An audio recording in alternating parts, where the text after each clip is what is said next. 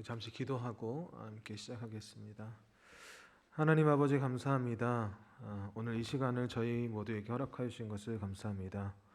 하나님께서 보내셔서 이 귀한 주님 몸된 교회에서 말씀 전하게 하신 은혜를 감사하고, 교회가 주님 앞에서 더욱 든든히 세워져 가는 것에 그 역사의 한 일부가 되게 하신 것을 감사드립니다. 이 시간을 통해서 종에게 주신 말씀, 또 우리 모두에게 예비하신 말씀이 들려지게 하시고, 또 주께서 저와 우리 모두를 사용하여 주옵소서. 감사하며 예수님 이름으로 기도합니다. 반갑습니다. 우리 정말 역사 전통을 자랑하는 또 우리 귀한 우리 교단의 대표적인 장충단 교회에서 말씀 전할 수 있는 이런 귀한 기회를 얻게 돼서 개인적으로 참 영광입니다. 제가 개인 소개를 조금 해야 될 것 같아서요. 저는 그 작년 3월에 임용된 우리 학교에서 가장 그 젊은 교수 중에 하나고요. 우리 신학부에서는 가장 젊은 교수입니다. 그래서 이렇게 귀한 시간을 갖게 되었는데요. 그러나 우리 모두에게 주시는 은혜가 있을 줄로 믿습니다. 오늘 저는 그 말씀을 두 본문을 가지고 설교를 하려고 하는데요. 사실 설교학에서 제가 설교학을 가르치지만 두 본문 가지고 하는 것이 쉽지 않습니다. 두 본문을 조화롭게 또 두 본문의 고유의 메시지를 살리는 것이 쉽지 않기 때문에 그렇지만 이 두 본문을 오늘 제가 택한 이유는 이 두 본문이 여러 가지 공통점을 가지고 있고 또 우리가 함께하는 상황과 또 연관성이 있기 때문입니다. 첫 번째로는 이 두 본문 다 같은 이름을 가진 분이 중심이 되고 있다는 것입니다. 여호수아 본문은 주인공이 여호수아죠. 요한복음에는 예수님께서 나오는데요.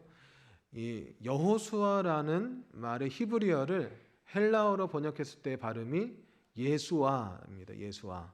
그래서 그것을 예수라고 짧게 부를 수 있겠죠. 그래서 여호수아라는 이름과 예수라는 이름은 사실 같은 이름이다, 이렇게 볼 수 있겠습니다.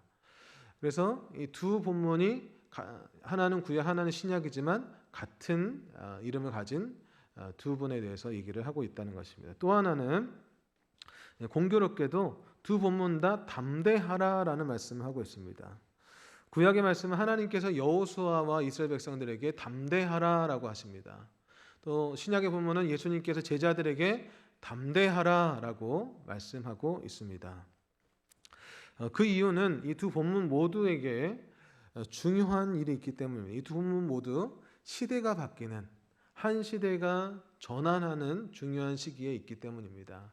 여호수아서를 보면 모세의 죽음과 함께 광야 시대가 끝나고 가나안 시대로 바뀌게 됩니다. 또 요한복음 예수님께서 십자가에 죽으시고 부활하시면서 이제는 성자 예수님의 시대가 끝나고 승천하시게 되죠. 그리고 성령의 시대가 오게 되는 그런 전환점에 있게 되는 것입니다. 우리 장충단 교회도 이렇게 새롭게 리더십이 세워지고 시대가 바뀌는 전환의 시기에 있습니다. 그래서 이 본문이, 이 말씀들이 여러분에게 좀 의미 있는 본문이 되지 않을까 싶습니다.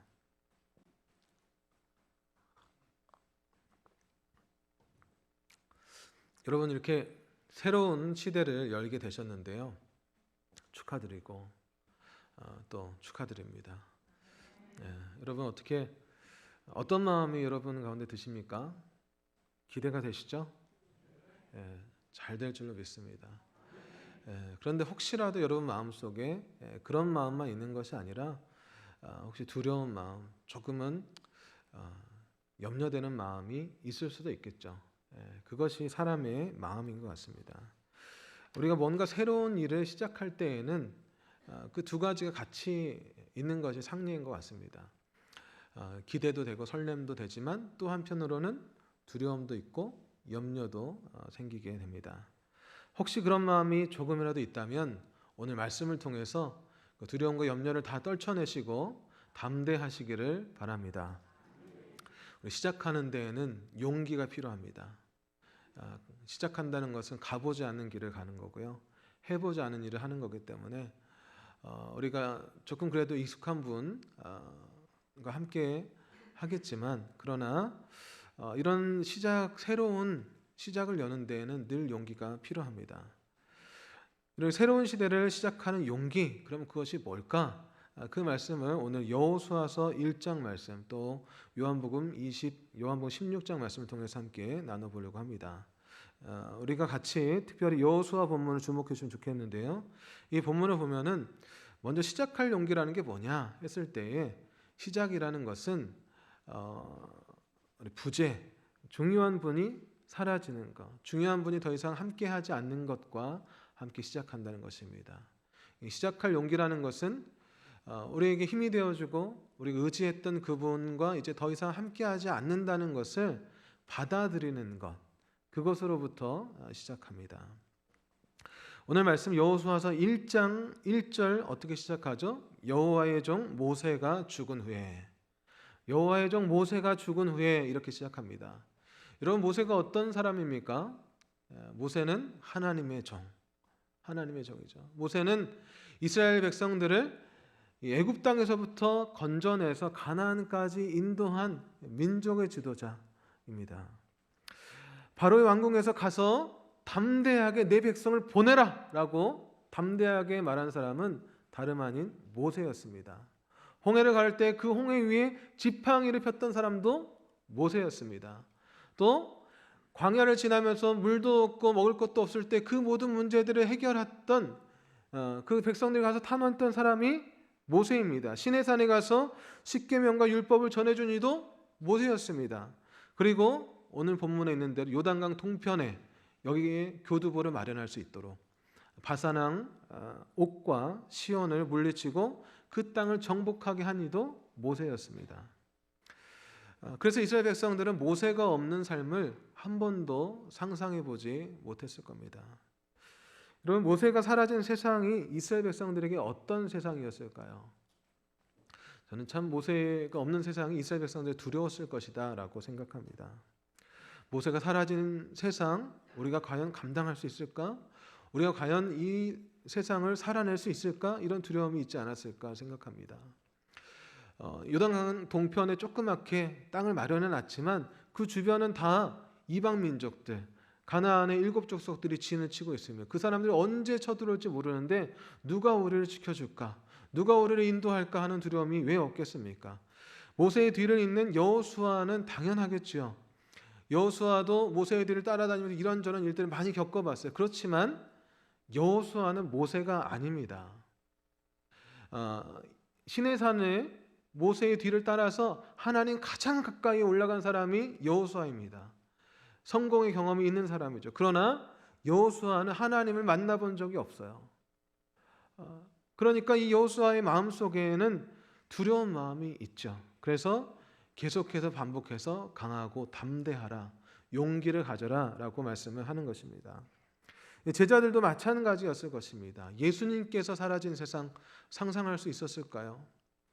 예수님께서 늘 같이 지내시다가 3년간 공생애와 함께 하셨는데 예수님이 사라지셨어요. 예수님이 사라지면 당장 밀려드는 그 환자들, 병자들을 누가 치료합니까? 복음서에 보면 예수님께서 잠깐 사라진 적이 있습니다. 예수님하고 베드로하고 요한하고 야고보 이 세 제자들이 변화산에 올라간 적이 있어요. 그럴 때에 그 아래에 변화산 아래에 있던 사람들이 병자들 데리고 왔습니다. 그런데 그것을 고치지 못해서 난감해하고 있을 때에 예수님께서 다시 돌아오시죠. 예수님께서 잠깐 안 계실 때에도 그랬는데 예수님이 이제 아예 떠나면 어떡하나 이런 걱정이 들지 않겠습니까? 또 예수님 계실 때에도 바리새인과 서기관들이 또 사람들이 다 예수님을 죽이려고 또 제자들 죽이려고 했어요. 그런데 예수님이 지켜주셨죠.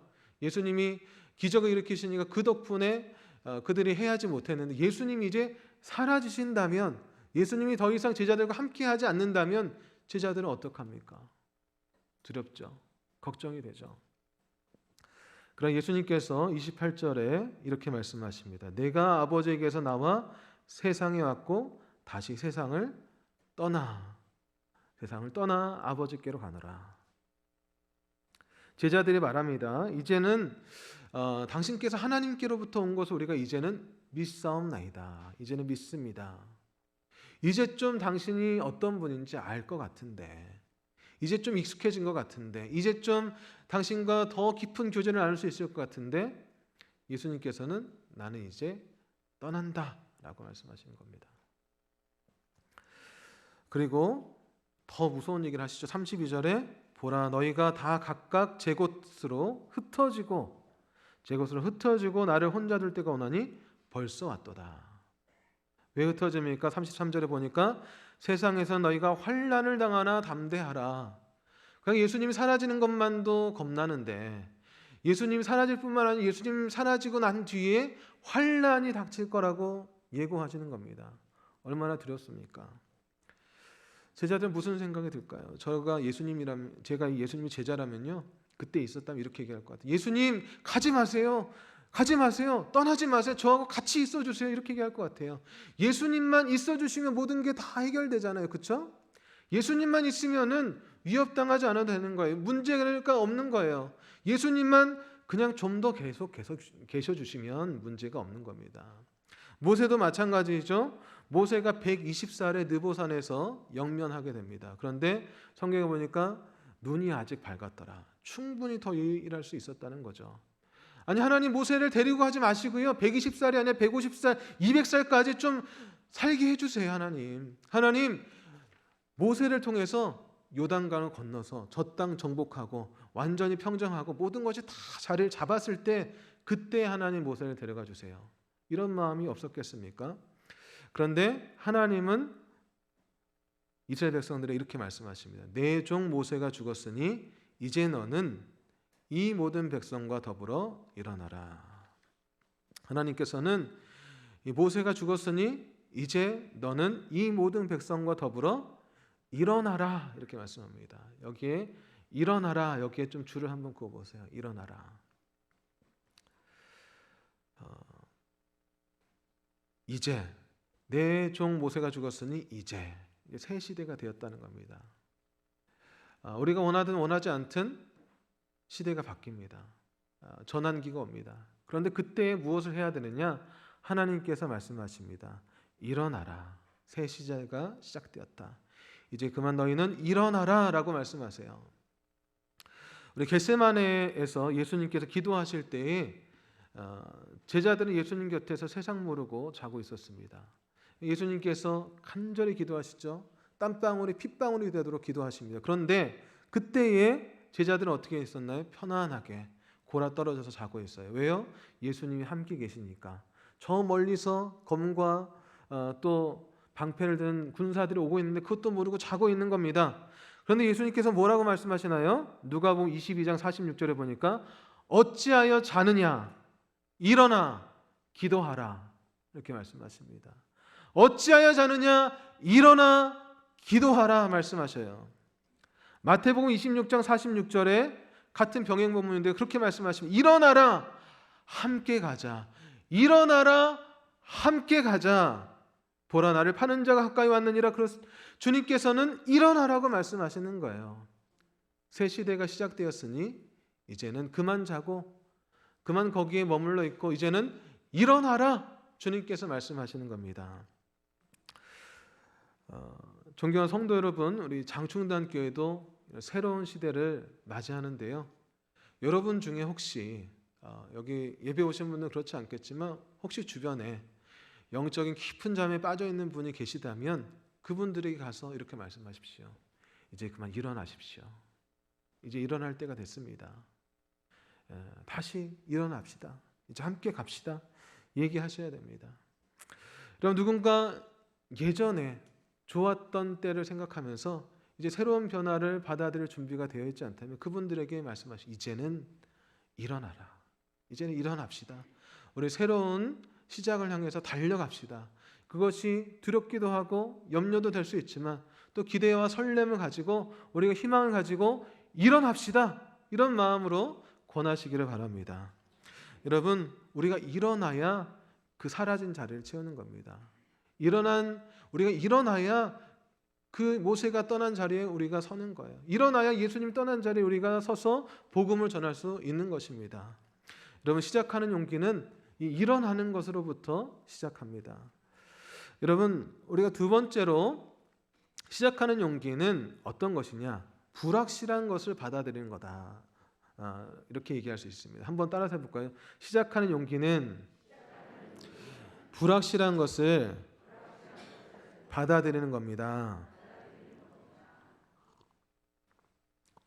여러분, 우리 말씀을 조금 더 보겠습니다. 여호수아서 1장 2절 말씀 한번 더 읽겠습니다. 한번 읽어볼까요? 시작. 내 종 모세가 죽었으니 이제 너는 이 모든 백성과 더불어 일어나 이 요단을 건너 내가 그들 곧 이스라엘 자손에게 주는 그 땅으로 가라. 자, 우리가 이제 일어나 봤잖아요. 근데 그 뒤에 한 번 더 줄을 그으시는데 건너에 줄을 그으시고 그 뒤에 가라 이렇게 하면 그 부분에 그 동사에 줄을 그어 보시기 바랍니다. 하나님께서 이스라엘 백성들에게 또 여호수아에게 명령하시기를 이제 너희는 일어나고 그 다음에 뭐라고요? 건너가라. 그 강을 건너가라 이렇게 말씀하고 있어요. 여러분, 건너가는 것이요 참 두려운 일입니다. 건너가는 것 참 힘든 일입니다. 제가 군목이었는데요. 군목일 때에 그 공병부대에 있어봤습니다. 근데 공병부대에는 뭐가 있냐면은 도하부대라는 게 있어요. 도하부대. 도하부대가 뭐냐면 강을 건너는 부대예요. 왜 그러냐면은 이 도하를 잘해야 강을 잘 건너야지 그 다음에 하고 싶은 일을 할 수가 있어요.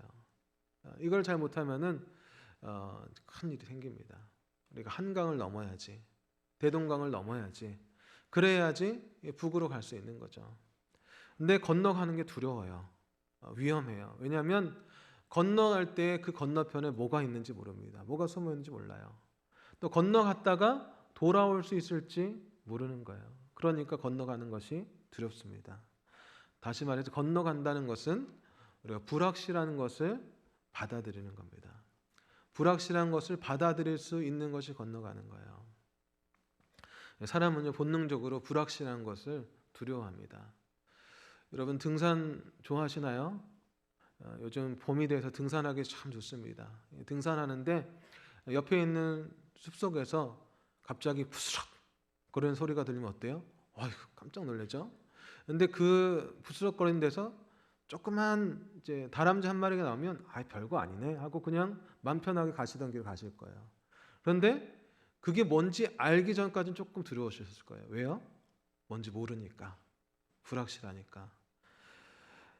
우리 사람들이 그렇습니다. 사람들이요 모르는 것을 하려면은 참 두려워요. 새해가 되면 사람들이 토정 비결도 보고 운세도 보고 점도 칩니다. 믿지 않는 사람들 그렇죠. 왜 그렇습니까? 불확실하니까. 그 사람들에게는 올해가 어떻게 될지 모르니까 두려운 거예요. 우리에게도 그런 불안들이 누구나 있는데 그 불안을 어떻게 해결하느냐, 이게 문제인 겁니다. 우리 심리학자 중에 폴 트루니에라는 사람이 있는데요. 이분이 인간의 자리라는 책에서 중간지대의 불안이라는 말로 이런 불안을 표현을 합니다. 이게 무슨 얘기냐면요. 이런 서커스를 하면은 서커스에 이렇게 공중근해를 타는 게 있잖아요. 공중근해를 타는데 이쪽 근해에서 이쪽 근해로 건너가야 되는 거예요. 이쪽 근해에서 이쪽 근해로 건너가야 되는데 어떻게 해야 됩니까? 건너가려면 이쪽 근해에서 붙들고 있던 그 발을, 그네를 놔야 돼요. 놓고 이쪽으로 몸을 던져야 됩니다. 그런데 그 던지는 중간에는 어때요? 아무것도 잡은 게 없어요. 아무것도 손에 쥔 것이 없어요. 그때에 느끼는 불안, 얼마나 두렵습니까? 그때에 느끼는 그 불안들이 있어요. 우리 교회 상황만이 아니라 여러분 인생 가운데 그런 순간들이 있을 수 있습니다. 근데 그때에 어떻게 해야 되느냐는 거예요. 분명히 여기에서 이쪽으로 건너가야 되는데 이 중간지대를 통과해야만 우리가 건너가서 가나안 땅을 가서 하나님이 약속하신 그 복을 누릴 수가 있는데 우리가 어떻게 하면 건너갈 수 있느냐 하는 거예요. 그때 우리가 해야 되는 것이 뒤를 돌아보는 것이 아니라 앞을 보는 겁니다. 뒤를 보는 것이 아니라 앞을 보는 거예요. 여러분 생각해 보세요. 이 공중근해를 타는 사람이 이쪽에서 이쪽으로 건너가는데 그 공중에 붕 뜬 상태에서 뒤를 돌아본다. 그럼 어떻게 되겠어요? 그냥 그 자리에 떨어지고 말겠죠. 있는 힘껏 저기를 내가 갈 곳을 보고 바라보고 거기에 집중해야 되는 겁니다. 우리 말씀을 보면요, 하나님께서도 그와 같은 원리를 말씀에서 가르쳐주고 계세요. 2절 뒤에 3, 4, 5절을 한번 보시기 바랍니다. 제가 간단하게 읽어드리겠습니다. 너희 발바닥으로 밟는 곳은 모두 내가 너에게 주었노니 곧 광야와 이 레바논에서부터 큰 강 곧 유브라데 강까지 해쪽 속의 온 땅과 또 해지는 쪽 대해까지 너희의 영토가 되리라. 미래형으로 말씀하시죠. 되리라, 될 것이다. 내 평생에 너를 능히 대적할 자가 없으려니 내가 모세와 함께 있었던 것 같이 너와 함께 있을 것임이라. 또 미래에 대해서 말씀하시죠. 내가 너를 떠나지 아니하며 버리지 아니하리라. 하나님께서 무슨 말씀하시는 겁니까? 내가 어떻게 너희를 애굽 땅에서 건져냈고 어떻게 너희를 홍해를 건너게 했고 어떻게 그 광야에서 먹여 살렸고 과거에 있었던 일들을 하나님께서 말씀하시는 것이 아니라 앞으로 있을 일들, 앞으로 우리가 겪을 일들, 그것에 관해서 말씀하는 것입니다. 우리 미래라는 건요, 불확실합니다. 미래라는 게 원래 그렇습니다. 당장 1시간 뒤의 미래, 하루 뒤의 미래 우리는 알지 못합니다. 그게 미래예요. 지나간 것들은 확실해요. 지나간 것들은 이미 우리가 겪었기 때문에 확실하죠. 바꿀 수 없죠. 그러나 우리가 이쪽에서 이쪽으로 건너가려면, 요단강 동편에서 서편으로 건너가려면 지나간 것들, 확실하지만 안정되지만 그 지나간 것들에 마음을 쏟기보다는 지금 이 순간만큼은 새로 올 것들을 바라봐야 한다는 것입니다. 지나간 것들을 그럼 영영이죠. 그렇지 않죠. 기억해야죠. 그거는 근데 언제 하는 거냐면 건너가고 나서 기억하는 겁니다. 건너가는 시간에는 과거의 일을 이야기하지 않고 앞에 나아갈 일을 얘기하는 겁니다. 그것을 바라보는 것입니다. 존경하는 성도 여러분, 여러분께서 정말 중요한 선택에 하셨고 또 중요한 시간 가운데 있습니다. 건너가는 시간 가운데 있죠. 근데 이때에 하나님께서 하실 일들을 기대하시고 그것을 바라보시기를 바랍니다. 여러분 그 용기를 가지시길 바랍니다. 바라기는 여러분께서 바라는 그 시대를 그려보세요. 꿈을 꾸시고 그려보세요. 그럴 때 그것이 하나님께서 그 은혜로 부어질 줄로 믿습니다. 바라기는 우리 장충단 교회가 새로운 영적인 물결이 일어나서 이곳에 정말 이곳으로부터 일어나는 부흥의 소식들이 온 교단에 흘러넘치기를 바랍니다. 우리 오늘 새로운 분의 얼굴이 나타났는데요. 오늘만이 아니라 매주 새로운 얼굴이 나타나고 매주 새 가족들이 등록하고 매주 새로운 분들이 오셔서 이 교회가 날로 흥황하고 날로 부흥하기를 주님의 이름으로 축원합니다. 여러분 교회는요 불확실성을 받아들일 때에 성장합니다. 그럴 때 성장해요. 그럴 때에 새로운 일들이 시작됩니다. 여러분이 불확실성을 받아들였는데 그 용기 가운데 하나님의 확실한 은혜가 임하시기를 바랍니다. 우리 마지막으로 시작하는 용기가 뭐냐? 저는 마지막으로 담을 넘는 용기다 이렇게 말씀드리고 싶습니다. 한번 따라서 해볼까요? 시작하는 용기는 담을 넘는 용기다. 제가 두 가지를 먼저 말씀드렸죠. 시작하는 용기는 중요한 분이 계시지 않는 것을 받아들이는 용기, 또 일어서는 용기라고 말씀드렸고, 또 하나는 불확실성을 받아들이는 용기라고 말씀드렸습니다. 또 마지막으로는 담을 넘는 용기다 이렇게 말씀을 드립니다. 제가 말씀을 준비하면서 재밌는 책을 하나 보게 됐는데요. 오진다 오력이라는 제목의 책입니다. 이름이 참 특이하죠. 오진다라는 말은 좀 이렇게 남쪽 언어인 것 같아요. 이렇게 뭐 좋다 이런 뜻인 것 같은데요. 그런데 이 책의 주인공이 참 흥미로운 사람입니다. 1993년생. 여기 1993년생 혹시 계신가요? 안 계시. 30살 정도 된 분입니다. 1993년생인데 여성이에요. 여성인데 큰 배를 모는 1등 항해사입니다. 이름은 김승주라고 하는데요. 이 사람이 11만 3천 톤급의 큰 배를 모는 1등 항해사예요. 이 11만 3천 톤급이 얼마나 큰지 저도 잘 모르겠습니다.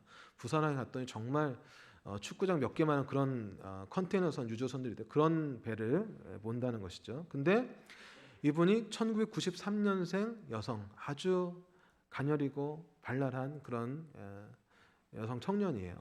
근데 이분이 자기가 그렇게 남자들만 정말 많은, 굉장히 뱃사람은 좀 거친 남자들의 이미지가 떠오르지 않습니까? 그런 남자들 세계에서 그런 일을 하기까지의 이야기들을 이 책에서 다루고 있는데요. 그래서 자신이 하게 되는 그런 세상의 중심에 섰다고 자기 표현하는데, 그렇게 되는 5가지 힘이 필요했대요. 5가지 힘. 첫 번째는 정신력, 둘째는 체력, 셋째는 사교력, 넷째는 담력, 다섯째는 지구력. 이 5가지가 필요했다고 합니다. 그런데 그 중에서 저는 이 4번째 담력이라는 게 좀 관심이 갔어요.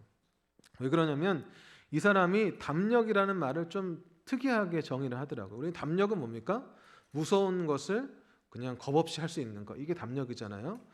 쓸개 담자를 쓰지 않습니까? 쓸개담, 쓸개라도 씹어 먹을 수 있는 이 강인함, 정말 그런 두려움 없는 마음, 이런 것들을 담력이라고 하는데, 이 김승주 항해사는 담력이란 게 뭐냐? 담력이란 담을 넘는 힘이다, 이렇게 표현을 했어요. 제 생각엔 그 담이 아닌 것 같다라는 생각은 들지만, 근데 왜 그렇게 이 사람이 생각을 했을까 생각해 보면은 이분한테는 넘어야 될 담이 참 많았던 것 같아요.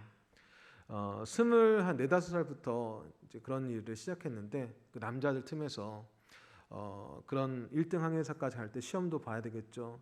또 기회도 안 주는데 기회도 찾아야 되겠죠. 그럼 보이지 않는 담들을 넘어서면서 거기까지 갔던 것 같아요. 그래서 이 사람 자기에게 필요했던 것은 그런 의미에서 담력, 담을 넘는 담력이 필요했다. 도전하는 담력이 필요했다. 그런 얘기를 하더라고요. 그런데 흥미롭게도 제가 말씀을 살펴보면서 아까 제가 시작할 때 2 본문 다 담대하라라는 말씀이 나온다고 그랬잖아요. 근데 그 담대하라라는 말의 원어의 의미가 이 말하고 좀 통하는 데가 있더라고요. 우리 요한복음에 보면은 담대하라라는 말을 할 때 헬라어로 타르세오라는 말을 씁니다. 타르세오. 근데 이 말은 이제 중풍병자나 혈루병 견을 고칠 때, 또 무리를 걸어오실 때에, 예수님께 걸어오실 때에 안심하라 하는 말로 쓰입니다. 그러니까 담대하면 안심할 수 있겠죠. 또 안심할 수 있는 사람은 담대할 수 있겠죠. 이런 의미로 통용될 수 있다는 거예요. 그런데 더 중요한 것은 이 담대하라라는 말의 이 타르세오의 어원이 타르라는 말인데요. 이 타르라는 말이 영어로 보니까 bolstered because warm up, 이런 뜻으로 되어 있습니다. 영어를 써서 죄송한데요. 이렇게 훌륭하시니까 다 알아들으시죠? 네. 네. 그런데요, 이 bolster라는 말이 뭐냐면 베개라는 뜻이에요. 베개를 bolster인데, bolstered라는 이 베개를 놓아서 그 뒤에 받쳐주는 거, 이거 bolster입니다. 그걸 지지해 주는 거, 이게 bolster거든요. 그러니까 담대하다라는 말에 왜 이 말이 쓰였을까? 왜 이게 어원일까? 라는 생각을 해봤습니다. 그런데 이 담을 넘는다 생각하면은 조금 이게 맞는 데가 있더라고요. 우리가 뭔가 담을 넘을 때에, 뭔가 문제가 있을 때에, 오늘 말씀처럼 강을 건너가야 될 때에 용기가 필요하죠. 담이라고 할 때 그 담을 넘을 때 어떤 용기가 필요할까 했을 때에 어쩌면 용기가 생길 수 있을까 생각해 봤을 때 이 베개를 밑에 받쳐 놓는다, 이 말이 좀 이해가 됐어요. 제가 한번 비유를 하나 들어드릴게요. 그러면 이제 높은 담장이 있습니다. 높은 담장이, 크고 견고한 담장이 있는데 거기 앞에 작은 어린아이가 있어요. 이 어린아이는 이 담을 넘어가야 돼요. 뒤에 무서운, 뭐랄까요, 그 무서운 사나운 개가 쫓아온다고 합시다. 그러면은 이 애는 오도 가도 못하고 거기에 있게 되겠죠? 어떻게 넘을 수 있을까? 이 애는 못 넘어가요. 힘도 없고 용기도 없어요. 그런데 만약에 이 아이 밑에, 이 아이 옆에 아버지가 오는 거예요. 키가 큰 아버지가 와서 이 아이를 받쳐주는 겁니다. 볼스터 해주는 거예요. 그러면은 이 아이는 어떻게 될까요? 담을 넘을 수 있죠. 무서워하지 않을 수 있죠. 그게 담대하다. 그게 담대하다라는 의미가 될 수 있다라는 겁니다. 히브리어의 담대하라는 쓰인 아마츠라는 말도 비슷하다고 생각할 수 있는데, 아마츠라는 말은 무릎에 힘이 있는 상태라고 번역이 될 수 있는데요. 우리 온 몸을 뭐가 지탱을 하는 거죠? 무릎이 지탱을 해주는 거죠. 이 무릎이 받쳐줘야 담을 넘을 수 있는 거죠. 무릎이 받쳐줘야지 담을 뛰어넘을 수 있는 겁니다. 우리가 누군가 우리를 받쳐주면, 누군가 우리를 지탱해주면 우리가 어떤 문제를 만나든 아무리 두려운 것이 있든 우리가 그 문제를 해결할 수 있는 줄로 믿습니다. 근데 그 힘이 뭐냐? 우리를 받쳐주는 힘이 뭐냐? 우리를 그 담장을 뛰어넘게 하는 그 힘이 뭐냐는 거예요. 오늘 말씀 다시 한번 보겠습니다. 여호수아서 1장 7절부터 9절 말씀을 좀 더 보셨으면 좋겠어요. 6절부터 9절까지 보면은요, 6절, 9절, 7절, 8절에 보면은 강하고 담대하라는 말씀이 3번 반복이 됩니다. 6절에 강하고 담대하라, 7절에 강하고 담대하라, 9절에 강하고 담대하라. 3번이나 담대하라, 담대하라, 담대하라 3번 나와요. 첫 번째는 이제 서론격으로 말씀하고, 이제 7절하고 9절이 중요한데, 7절에 시작할 때 뭐라고 시작하냐면 오직 강하고 극히 담대하라로 시작하죠. 그리고 9절에 어떻게 돼요? 내가 내게 명령한 것이 아니냐? 강하고 담대하라, 이렇게 시작이 되는 겁니다. 그 중간에 근데 있는 것을 잘 보세요. 그 중간에 뭐가 있는지. 뭐가 있죠? 율법을 지켜 행하고 우러나 좌로나 치우치지 말아라. 그 또 8절에 보면 이 율법을 내 입에서 떠나게 하지 말고 그것을 묵상하고 기록된 대로 다 지켜 행하라, 이렇게 되어 있습니다. 성경에서 어떤 중요한 얘기를 할 때에 이 샌드위치처럼 포개 놓는 경우들이 있어요. 이 말들을 해야 되는 얘기들을 하고 그 중간에 중요한 얘기를 해놓은 경우가 있습니다. 그래서 여기 보면은 강하고 담대하라가 양쪽에 샌드위치 빵처럼 있고요. 그 중간에 뭐가 있어요? 율법을 지켜라, 율법을 묵상해라, 이 말씀이 있는 겁니다. 우리가 담대해야 돼요. 근데 그것이 그냥 우리가 아무 근거 없이 그냥 우리가 마음을 강하게 하고 용기를 내고 이런 것이 아니라 근거를 가지고 담대한 겁니다. 우리가 하나님 말씀 위에 서는 거예요. 하나님 말씀이 우리를 지탱한다는 것을 믿고 의지하면서, 하나님 말씀이 우리를 받쳐준다는 것을 믿고 의지할 때 우리는 담을 뛰어넘을 수 있는, 강을 건널 수 있는 담대함을 얻게 되는 것입니다. 여러분, 우리가요 인생에서도 이런 일을 만날 수 있습니다. 교회만이 아니라 인생에서도 이런 일을 만날 수 있어요. 중간지대를 건널 때 그때 우리에게 필요한 것이 뭐예요? 우리를 받쳐주는 것, 우리 인생을 받쳐주는 것, 우리를 지탱해주는 것, 우리가 딛고 일어나야 되는 것, 그게 뭐라고요? 하나님 말씀. 하나님 말씀 우리가 의지할 때에 그 담장을 뛰어넘을 수 있게 되는 것입니다. 여러분, 우리에게는 하나님 말씀이 무기예요. 하나님 말씀이 무기입니다. 여러분, 제가 한 가지 얘기를 들려드리려고 하는데, 위르겐 휠러라는 독일 경제학자가 있는데, 이분이 성공의 비법이라는 책을 쓰면서 여기서 두려움의 상대성이라는 이야기를 합니다. 그런데 두려움의 상대성을 늑대로 비유해서 얘기를 해요. 혼자 숲속을 걷고 있는데 늑대가 갑자기 나타났어요. 깜짝 놀라겠죠. 두렵죠. 그때의 두려움을 1에서 10까지 비교했을 때 10이다 라고 한번 해봅시다. 그런데 만약에 여러분에게 늑대가 왔을 때 어느 정도 반격할 수 있는 칼이나 창이 있다, 내가 익숙하지 않지만 그런 게 있다면 어떻게, 그 두려움의 정도가 8, 9 정도로 줄어든다는 거예요. 만약에 여러분이 쉽게 쓸 수 있는 총 같은 게 있다, 그럼 한 5 정도로 줄어들겠죠.